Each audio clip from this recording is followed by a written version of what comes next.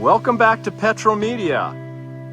I just pulled into Jeff's garage with a trailer load of gas pumps.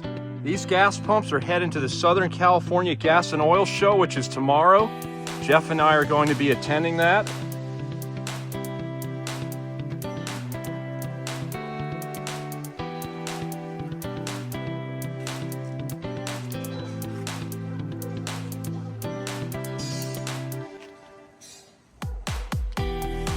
And I am here not only to visit Jeff, but also check on the progress he and his son have been working on the Super Dart project.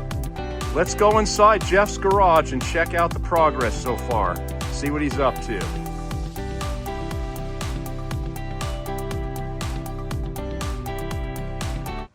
Good afternoon, Rob. Welcome. Good afternoon. It's great to be over here again, Jeff. Good. Dropping by to check on your car? Yes, sir. Good. Well, let's see what we got. Here we have the 68 Dart sitting here. And as you can see, Jeff has not wasted any time. He's already pulled out the slant 6 engine and the transmission that was in it. He's also pulled apart the front suspension. There's the cross member right there. He started cleaning the underside of the car. And Jeff's gonna give us a quick overview of what we're going to do to this suspension and brake system to upgrade it. Yeah, so on the front suspension, we're going to do a full rebuild. We got a disc brake conversion, all new parts for everything. We've got drilled and slotted rotors, upgraded greasable control arm pivots. In the big boxes in the back there, we got Hotchkiss front and rear sway bars and tuned performance shocks. We're going to be sending the steering gear out to get a performance upgrade. And so full suspension front and rear. We got new Mopar performance leaf springs and tuned shocks for the back. And we got an 8 3/4 rear end custom built over here. This one has a 355 Sure grip, and it's all rebuilt, new axles. It's right inside here, covered up. Yep, all sealed up so it stays clean and ready to go.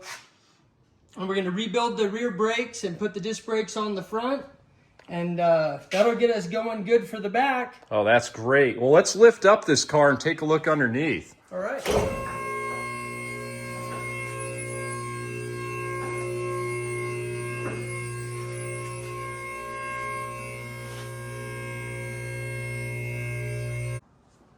All right, let's take a look at the underside of this car now that Jeff has removed the entire front suspension as well as the engine and transmission.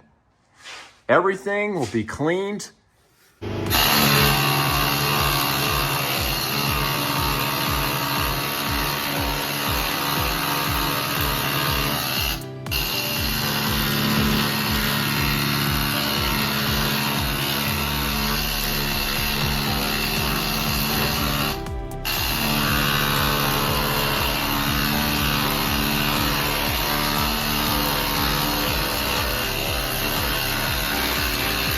And undercoated underneath this vehicle. Now I must mention this is a California desert rust-free vehicle. I mean, it is super clean. No heavy rust. We have a brand new fuel tank to put in. These original leaf springs will be replaced with Mopar Performance heavy-duty rear leaf springs.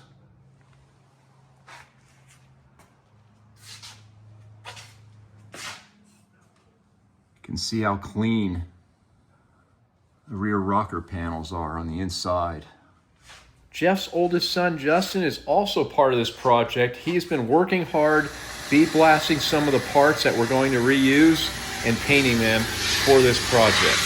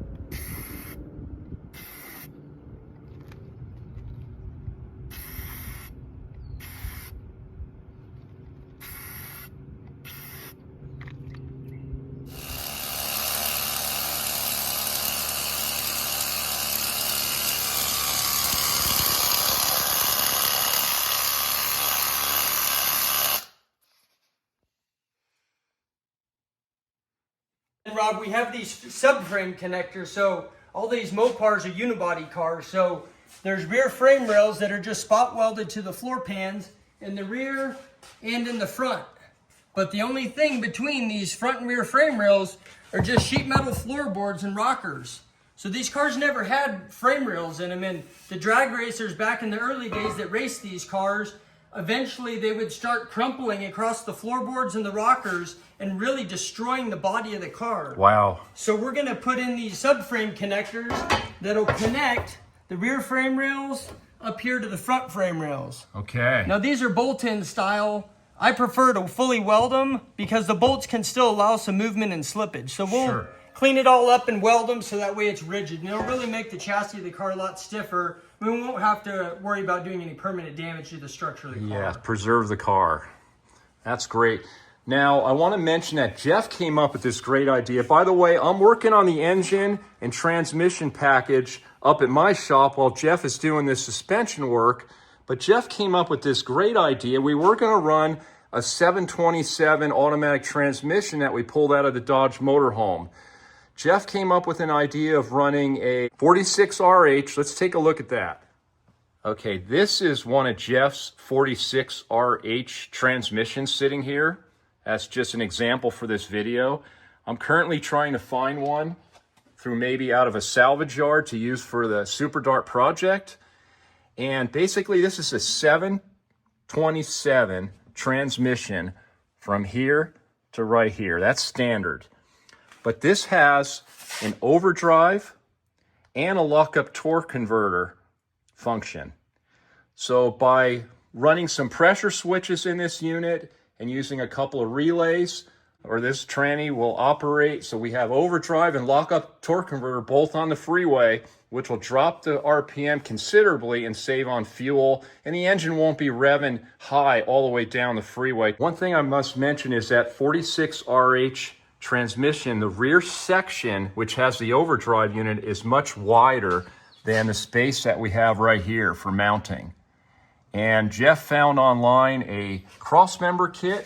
Yeah, so we have this cross member here that we bought, and what this does is it'll bolt in here to the stock mounts, and then we can lower the rear mount of the trans down to lower the trans down a little bit, and that larger rear section will be up in here, and then part of this will cut out this cross member loop here and then reinforce it with some 1/4-inch steel plate we'll weld to the floor to make the room we need to fit that overdrive unit into this car.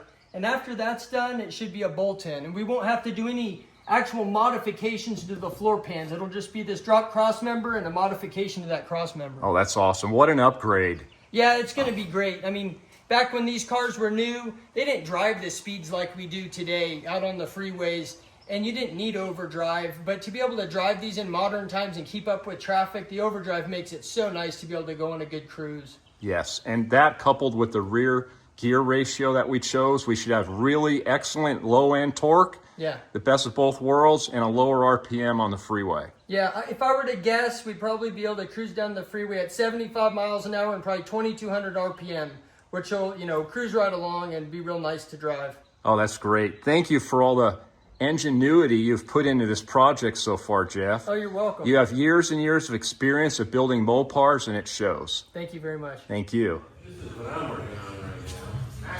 What do we got here? A 440. Nice.